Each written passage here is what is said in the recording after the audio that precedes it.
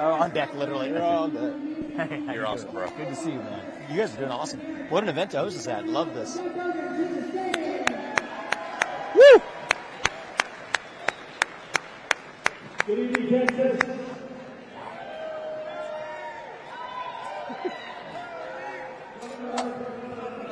Yeah, oh, you look fabulous. You look fabulous. Good to see you. I'm sweating.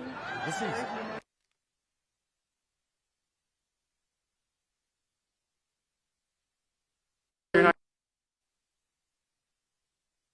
Right here.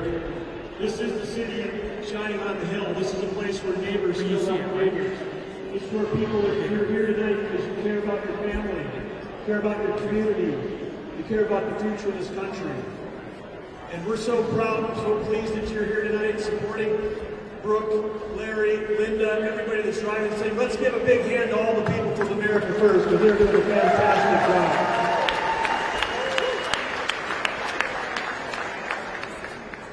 How many people tonight, and it's okay, how many was your first rodeo tonight? Raise your hand out there. I've got a bunch of them, but that's fantastic. Those of you that have been here before, you know when it's bull riding, when it's bronc riding, the animal gets half the points. And I just have to say, in North Dakota, a good friend of mine, Brad Berger, he's the top producer of bulls for the PBR in the country. He's had some incredible bulls. He's had Smooth Operator, Yellow Jacket, both two-time Bull of the Year. He's got some other bulls that have been fantastic, Semper Fi and others.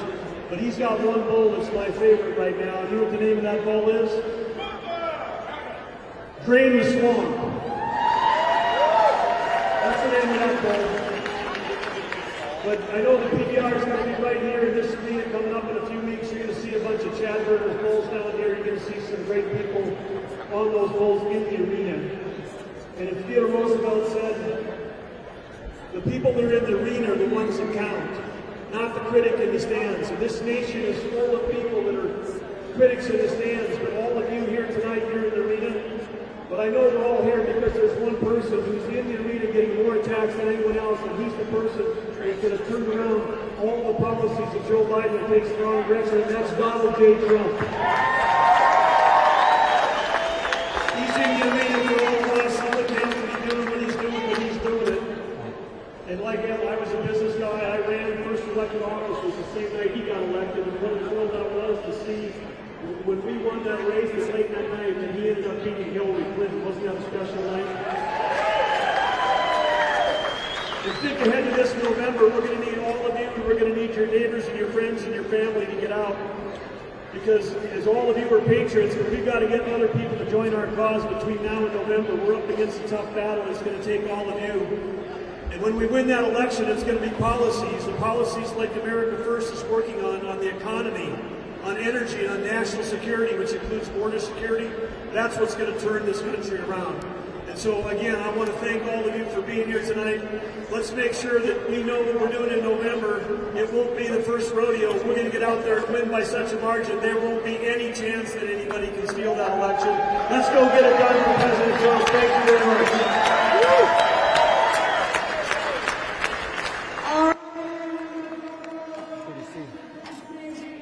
You look great.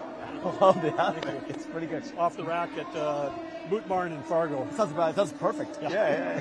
You're sticking around for the concert? I'll be around, yeah. All right, good. I'm got to head out in the morning. Catherine had to leave about at 5 o'clock.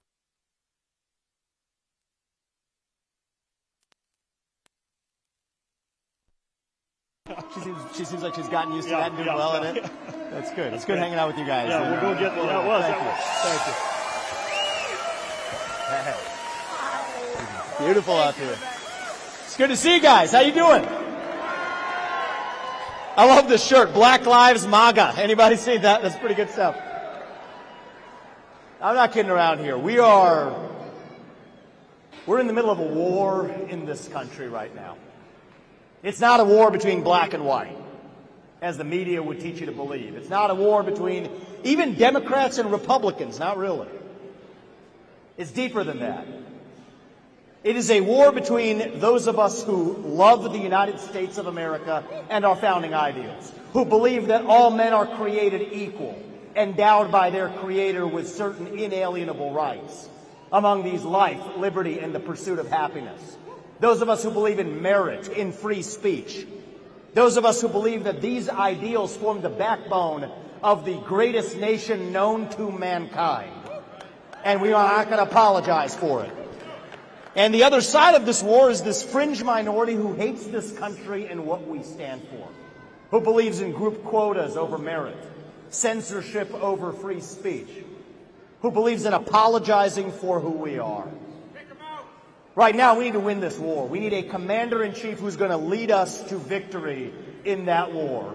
And in the year 2024, that man is going to be Donald J. Trump, the 47th President of the United States of America. We need to be proud of this country again. Think about our founding fathers 250 years ago. 56 men signed the Declaration of Independence. We talk about them often. We don't talk about what happened to them. 5 of them were captured by the British and tortured until their death. 12 of them had their homes seized and burned to the ground and ransacked. 9 of them died in the Revolution. 2 of them had their kids die in the Revolution. Most of them died bankrupt, actually. They had their property seized before their death. Freedom doesn't come for free. It comes with a sacrifice. It's not just going to be Donald Trump who's making that sacrifice, and he is too. It's going to be every one of you, every one of us, doing our part as well for this country. And when we face our founding fathers in the afterlife, and they ask us, what sacrifice did you make for your country? We better have a damn good answer for them, and we will. This is a 1776 moment in our country. I don't say that lightly. We fought a revolution 250 years ago. How are we going to get this country back? I'll tell you. It's by all of us starting to speak our minds in the open again. Say in public what you will say in private at the dinner table. Say it with a spine. Say it with conviction. Say it with respect. But part of respect means you respect your neighbor enough to tell him what you actually think, not some made-up, sanitized version of it. You see, fear has been infectious in this country. Fear of losing your job, fear of getting a bad grade in school, fear of your kids becoming an outcast in this community. We're done with that. End that culture of fear. Courage can be contagious too. It just requires more of us actually willing to stand for truth in this country. Say what is true. Don't apologize for it. God is real. There are 2 genders. Never thought I'd have to say that one. Fossil fuels are a requirement for human prosperity. Drill, frack, burn coal, embrace nuclear energy too while we're at it. Don't apologize. Reverse racism is racism. An open border is not a border. Parents determine the education of their children. The nuclear family isn't a bad word. It is the greatest form of governance known to mankind. Capitalism isn't a bad word. It is what lifts us up from poverty.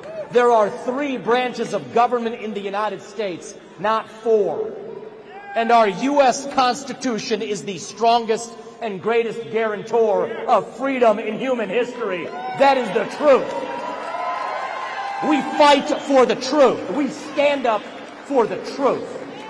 That's what won us the American Revolution 250 years ago. That's what's going to win us the Revolution of 2024. Let me tell you what's coming, okay? We're going to stand once and for all for the rule of law in this country. I say this as the kid of legal immigrants to this country. That means your first act of entering the United States cannot break the law. And so you know what? If we've had the largest influx of illegal migration into this country, then you better be darn sure we are going to have the largest mass deportation in the history of this country. That's not racist.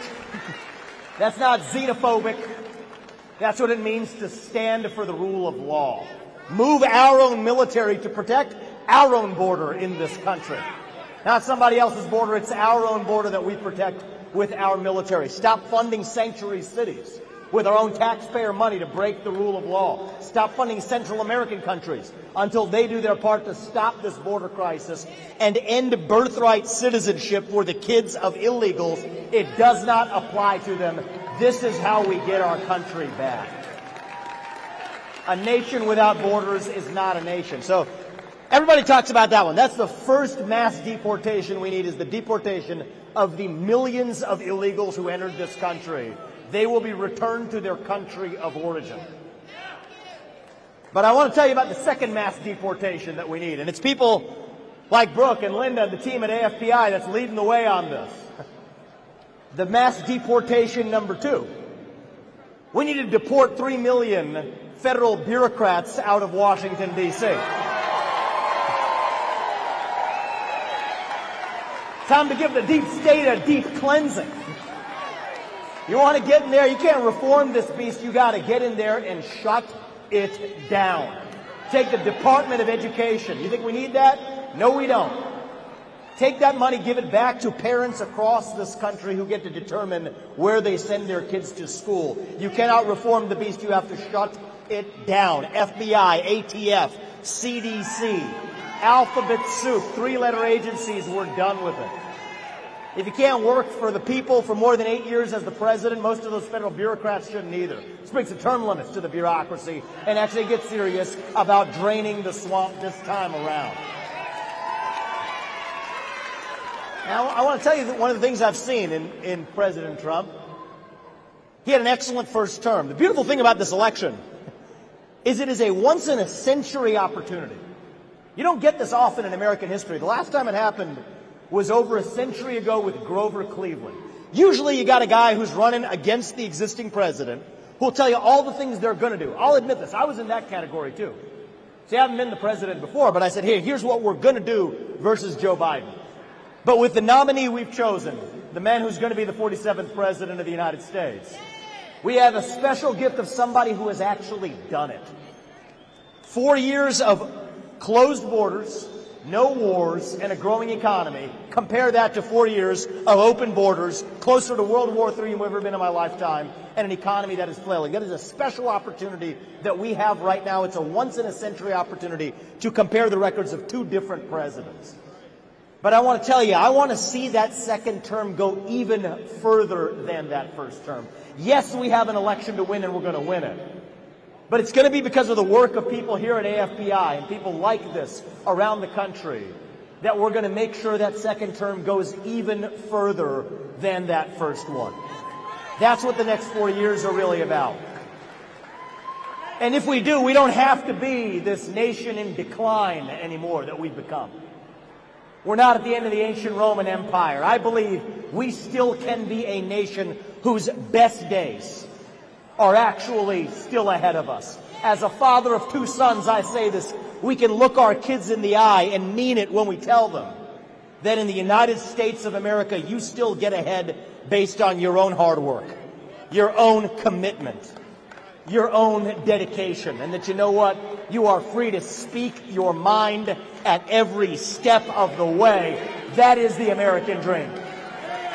That is what we are running to.